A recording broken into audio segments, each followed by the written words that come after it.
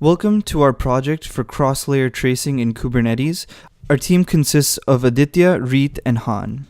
Tracing is a method to collect application behavior in a request-oriented manner. So for example, a request is sent to node 1, which consists of app 1 and app 2.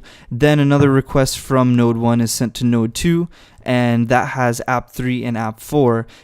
So throughout this process, tracing allows us to figure out the underlying app behavior, including things like latency and when a request started and ended, and also the tree of requests throughout. Since developers and engineers have started to trade out the old monolithic systems for today's microservice architectures, tasks that were easy before have become difficult. For example, user-facing latency optimization and root cause analysis were much easier in monolithic systems than they are in the distributed systems of today.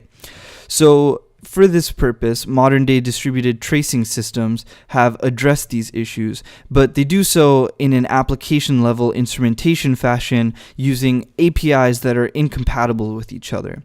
So, the Open Tracing API aims to address these issues by offering a consistent and vendor-neutral API for popular platforms.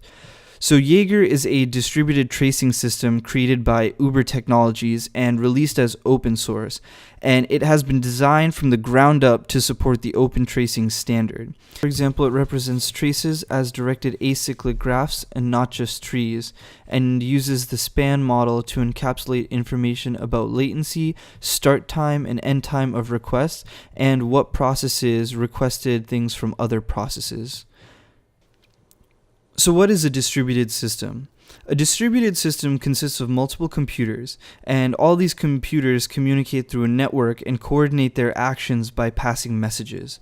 All the computers have a common goal. For example, this could be to compute something, it could be to manage a database.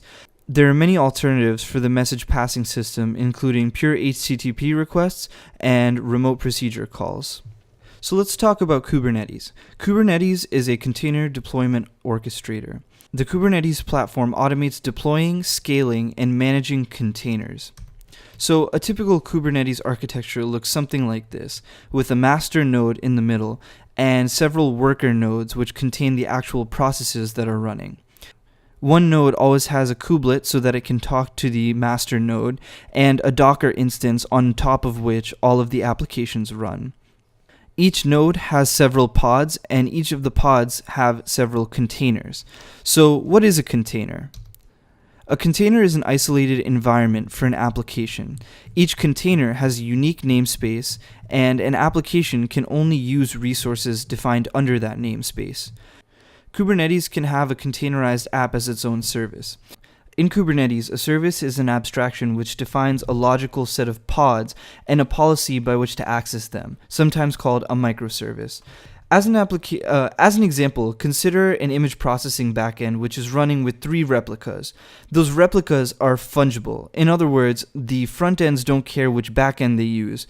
While the actual pods that compose the backend set may change, the front end clients should not need to know or be aware that or keep track of the list of the backends themselves. And in order to expose services outside the cluster, Kubernetes uses something called ingress to define the rules. Typically, services and pods have IPs only routable by the cluster network. All traffic that ends up here at an edge router is either dropped or forwarded elsewhere. Conceptually, this looks something like this. Outside calls come up to the edge and they're dropped, and the services are not available outside of the cluster. Ingress is a collection of rules that allow inbound connections to reach the cluster services. For example, you might have the outside internet talk to an ingress controller. Ingress typically uses a load balancer, something like Nginx, in order to forward the external request to the inside of the cluster. And the ingress controller is what controls the load balancer in order to determine where the requests are routed. As an example of one potential architecture, here we have a minion or worker node in the back which is doing some amount of work. We have a load balancer in the middle here which passes requests from port 443 onto this worker node.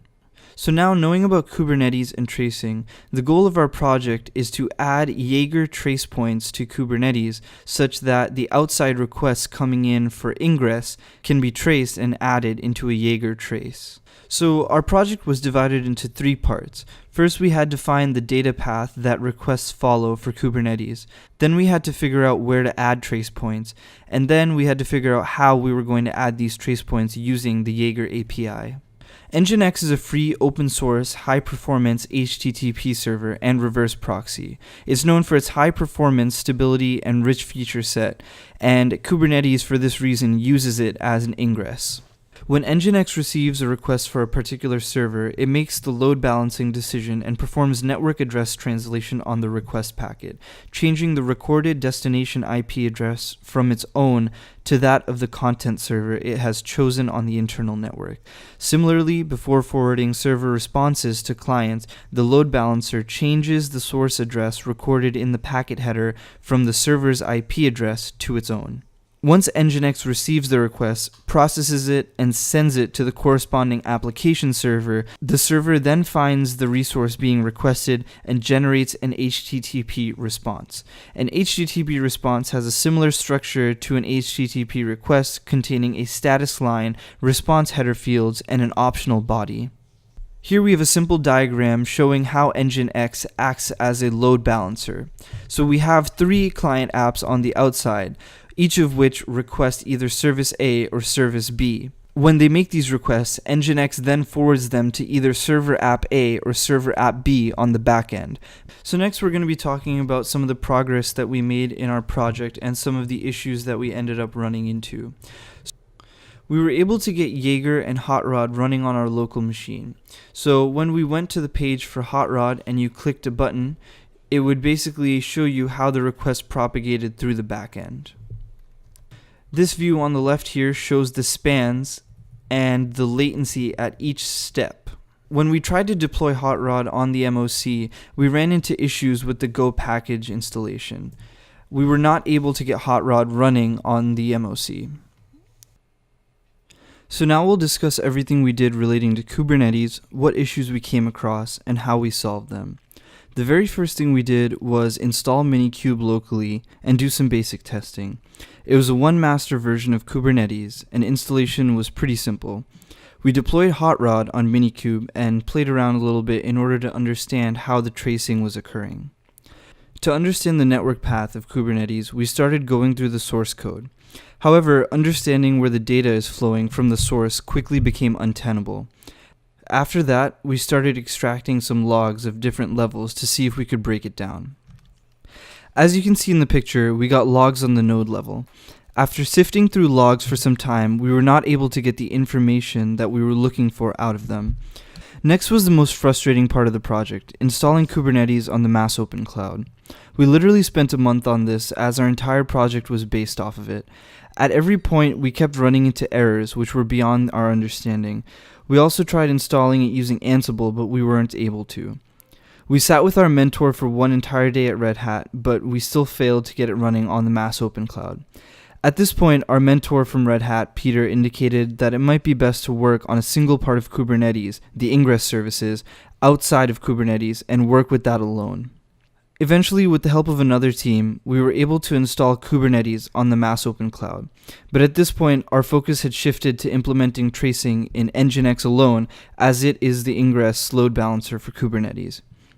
Following, we did a lot of research into the architecture of Kubernetes, and we found that between services and ingress, it was more tenable to instrument the ingress features.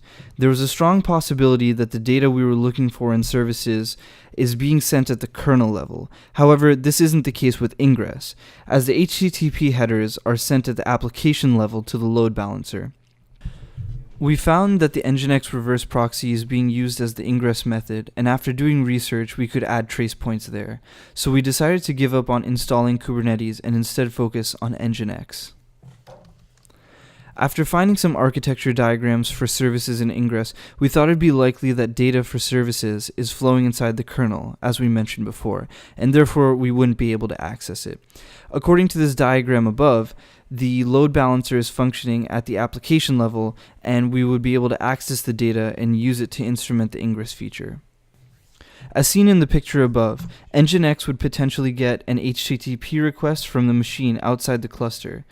It would then proxy to an internal node after header manipulation as suited for that particular internal server node.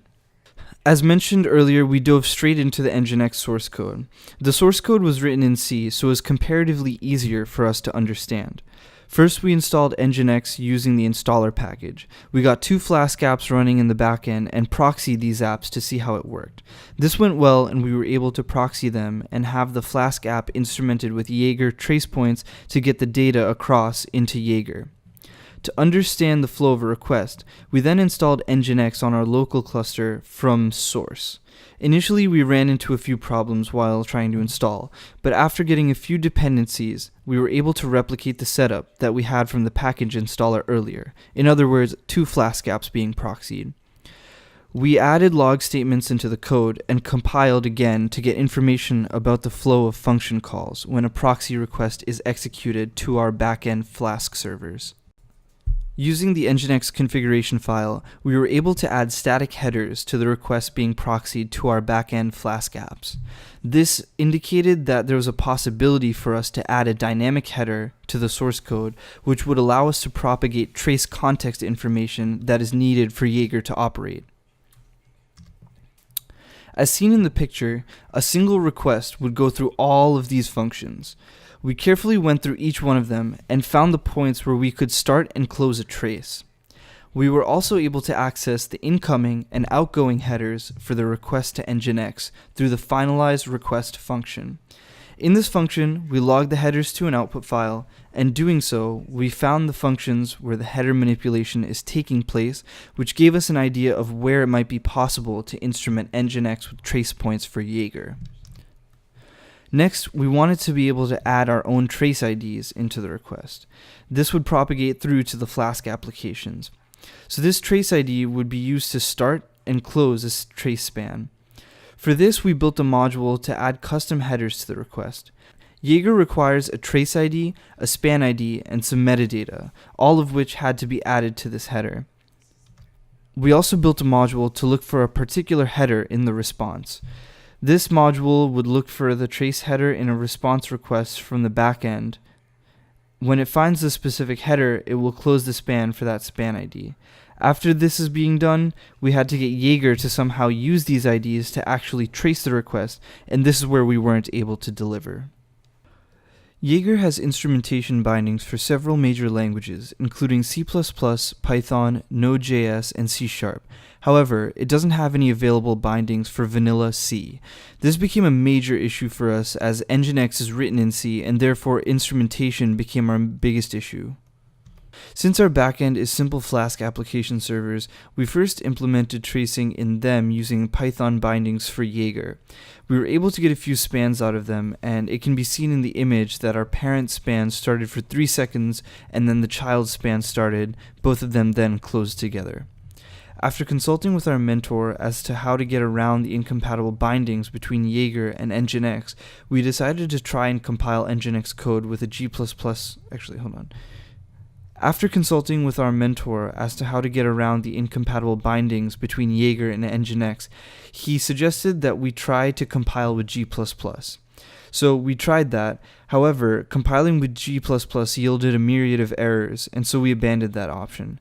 After doing more research, we found that it's possible to add a C++ module to Nginx, and our next step was to attempt to install a C++ module for it. We were able to find a Jaeger open tracing module that took advantage of Thrift to instrument Nginx. Upon trying to install the module, we ran into several dependency issues which took time to resolve. After installing all the dependencies and getting Nginx to compile with this module, the .so file throws an error which we've been unable to fix. We think that this is a linking issue, and we've been trying to track down a solution for the past few days.